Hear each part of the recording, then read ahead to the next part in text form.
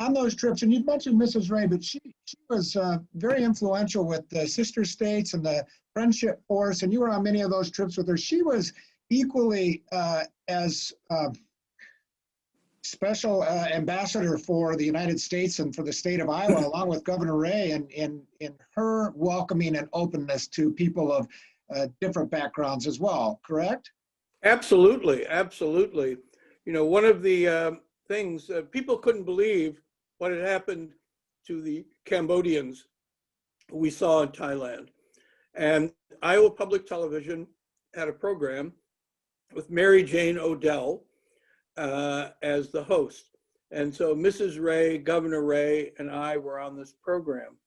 And Mrs. Ray, with I think the voice of the caring, nurturing woman, of his partner, a person who would see and could convey the feelings better than the governor or I could do. And her comments were particularly telling in this, and conveyed that passion, but that sense of how Iowans, being the good people that they are, would respond in this humanitarian crisis. And when Governor and Mrs. Ray, when that trip from Thailand, where they'd been in those refugee camps, and if I remember right from prior conversations with you and reading some of the archival newspapers, I mean, they literally saw people dying. I know Mrs. Ray talks about holding a child that was near death, but when they arrived back, was it David Yepsen from the Register that met the travel party at the airport, and Governor Ray actually turned over his undeveloped film to the Register and a young reporter at that time? Tell me a little bit about that. Yes, that's absolutely right. So the governor had his camera, and he took so many photos of this incredibly devastating human situation. People were dying 50 to 100 a day. There were bodies being bulldozed into mass graves. No one had seen anything close to this in terms of human suffering. And it deeply affected all the governors. And on the plane ride back, it's all anyone talked about. And we arrived back in Des Moines. It's in the evening. There had been some coverage that had gotten here. And David Yepsen, the host now of Iowa Press, was a young upstart reporter, and he showed up at the airport, and he was asking Governor Ray about what he had seen, and the governor was telling him and trying to describe in words the situation and the immense human suffering of seeing children dying, no parents, abandoned, doctors in makeshift tents, not hospital, nothing approaching, trying to save lives. And David Yepsen said, "Do you have any pictures? Do you have any photos?" And the governor reached in his pocket and pulled out a handful of rolls of yellow Kodak film. I don't know if young people have any idea what I'm talking about, but film would be in these little yellow spools, and you'd send them off to be developed. And David Yepsen asks the question, "Can we have it?" And the governor hesitated for a moment. And I'm watching, because, turning over all your film to a journalist, what's going to happen? What's the story going to be? You can imagine 50 reasons that a lot of political advisors would say, don't do that. But it was a sense of that trust, of that openness, of what Iowa was like in 1979, that Governor Ray hesitated only for a second and handed all his film to the Des Moines Register. They developed it overnight, and in the morning, the headline in the Des Moines Register was, "I watched people die, Ray." And this decision to hand over the film led to this story spreading across the state like wildfire. Shouldn't use that now with the fires affecting Oregon California, but the story was suddenly everywhere, and it deeply affected people because the pictures, the photos were so dramatic. They showed such incredible human suffering. And you know, it gets to the question of what I like to call the parable of the Good Samaritan. And that, so here are people to whom no one would think anyone in Iowa has any obligation to assist. They're 12,000 miles away on the other side of the earth. Why do we have to do anything like that? But it's because they're fellow human beings, even though they're very, very different than us, the way we live, the way we speak, what our background is, what our religion is. They're different in every way. But the parable of the Good Samaritan is that you're not just taking care of people in your tribe, in your state, in your country. Your obligation is to fellow human beings who are suffering. That's Governor Ray's legacy, and why he was and remains such an inspiring figure in history. Yeah, and I think one thing that I think now in Iowa, we're so proud of this heritage of the welcoming of the refugees from the Tie Dam, and then the Iowa Shares, and then obviously the boat people. But at the time, in researching it and talking to Governor Ray, this was not popular, certainly not politically popular. We were at the height of a farm crisis. People were out of jobs. People were losing farms.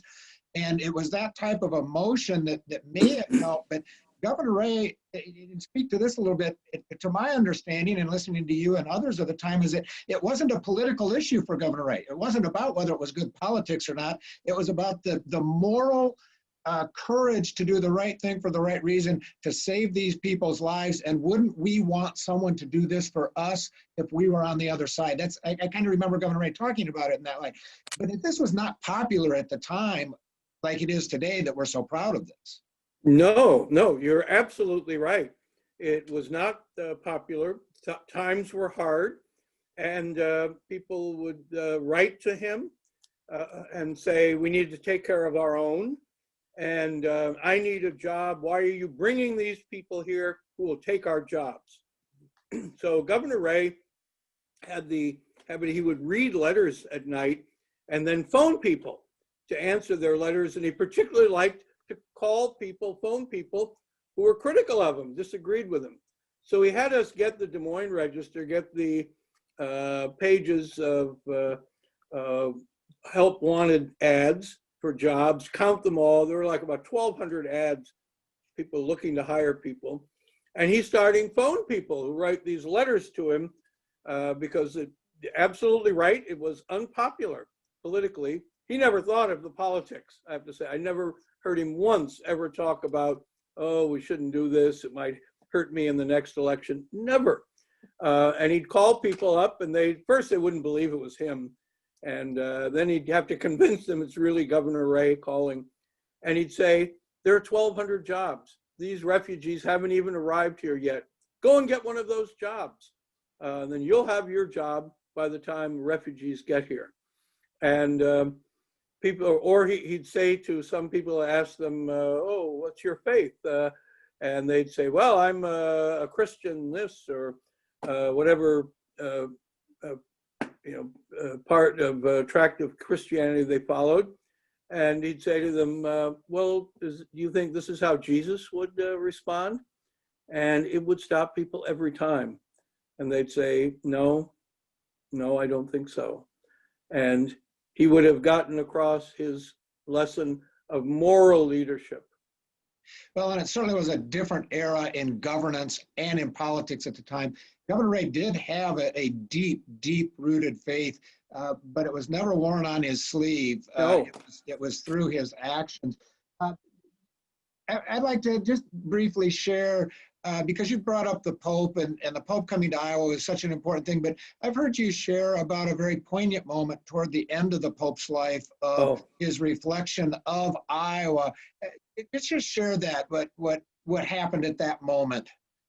Yes, well, in the early 2000s, John Paul II, who had visited Iowa at the very beginning of his papacy, was near death. And the word went out from the Vatican to the bishops of the world to come to Rome, to come to the Vatican and have a moment, a final moment, to say a farewell to Pope John Paul II, who was now old and frail. And so it was arranged in a chamber at the Vatican, and the bishops were lined up, and they were told, only have a time for a sentence or two with the Pope. He's very weak. And the Catholic Bishop of Des Moines told me about this. His name was Joseph Sharon, and he had not met the Pope. He wasn't here when the Pope visited. And so he waited in line, and he described the Pope as sitting there and barely responding as the bishops approached him. He was dressed in his robes and his mitre on his head, but very, very weak and frail. And when Bishop Sharon got to him, he said, Holy Father, I'm Joseph Sharon, the Bishop of Des Moines. You'll remember your visit to Iowa in 1979. And Bishop Sharon said, when the Pope heard the word Iowa, it was as though he had a little jolt of adrenaline shoot through his system. And he brightened a little bit and noticeably sat up, raised his head, and said in this frail voice, Iowa, and then a pause, farms, and another pause, refugees. So here is St. John Paul II. What did he have from this day of 350,000 people assembled at Living History Farm? Iowa, farms.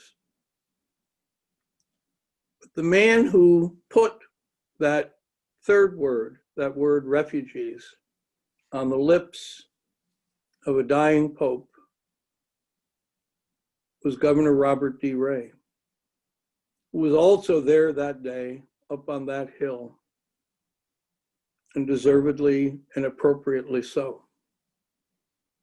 Well, and that certainly warrants, just from what you've shared with us, and I've heard you say this, and in fact, in your brilliant eulogy of Governor Ray at his celebration of life, was this young boy from Des Moines who grew up in the neighborhood here at Drake University and went off after graduating from Roosevelt to post-war Japan in 1946 for 2 years, working on reparations in Japan, and comes home and gets his degree and has this illustrious law career and becomes governor and into the insurance industry, and all of his philanthropic endeavors, including also being asked to serve as mayor of Des Moines and president of Drake University when those leadership roles were needed, is the man that for the tie down put a symbol of hope, of the symbol of the geographic shape of Iowa being the symbol of hope to the lips of the Pope,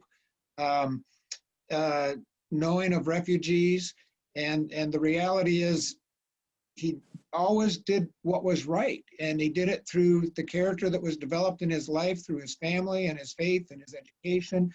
And I think this is deserving, as the governor has proclaimed. You spent much of your life's work in the World Food Prize, not just elevating the necessity of food security, but also elevating the brilliance of Norman Borlaug as one of the preeminent humanitarians in all of the world.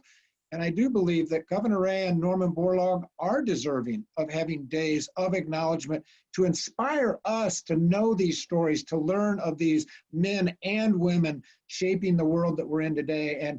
And you've played a big role in that. So I know both of us will be having a bowl of ice cream and a special toast to our dear friend, Governor Ray, and the impact he's had. But I want to thank you for taking the time today to share with us. This has been an enlightening moment. One last question I've got. Yes. Governor Ray had a tremendous sense of humor, a quiet sense of humor. Can you remember any lighthearted moments with him that would be something that might be fun to share? Oh gosh, he treated his staff like a family. And we did things together. He'd have us all to Terrace Hill. And, but he, you know, would, and he was, you know, respectful of everyone and on the staff until we went to the ping pong table. And Governor Ray was this wonderfully nice man, engaged with everybody. People loved him in Iowa from both parties. He had 70% or plus approval rating. But inside him was this fiercely competitive athlete. And at night, when we were going over policy papers and we got to a point where we were frustrated about some problem, he said, let's go. And he dragged 3 of us out to play ping pong. And there was like a special back room in the governor's office at the state capitol, and be out there and we'd start hitting the ball back and forth, and he wanted to win. And he'd be slamming the ball at us. And so it would be, and he'd get a big smile on his face when he'd win the points. And then when we were all, you know, just ever winning a game against him was such a big deal. You could become a legend in the staff. And then he got all that out of his system. We went back in, we'd solve the problem. So it was, you know, the moment he had a big smile on his face, and he was a winner. That, you know, he learned playing sports as well at Roosevelt. That it was another part of his inner nature. Yeah. Well, as Marilyn May iconically identified, and what he had as his campaign song, "Let a leader lead the way." Yes. Ambassador Quinn, I want to thank you for leading in Iowa. Governor Ray was so proud of surrounding himself with people that would get things done and do them in the right way. And Iowa's a better place, yes, because of Governor and Mrs. Ray, but I was a better place because of Ambassador Ken Quinn too. And we thank you for your leadership. So Scott, thank you. And I would say, of course, right back at you for your work in the legislature and what you're doing now. We have one thing we have to get done. We got to get a statue of Governor Ray up so that the generations who are coming behind will be inspired. You know, I worked as a diplomat for over 3 decades. I met leaders around the world. I met leaders in Washington, D.C. in our country. The 2 individuals who I come away with that I most admire are Norman Borlaug and Governor Robert D. Ray, selfless humanitarians.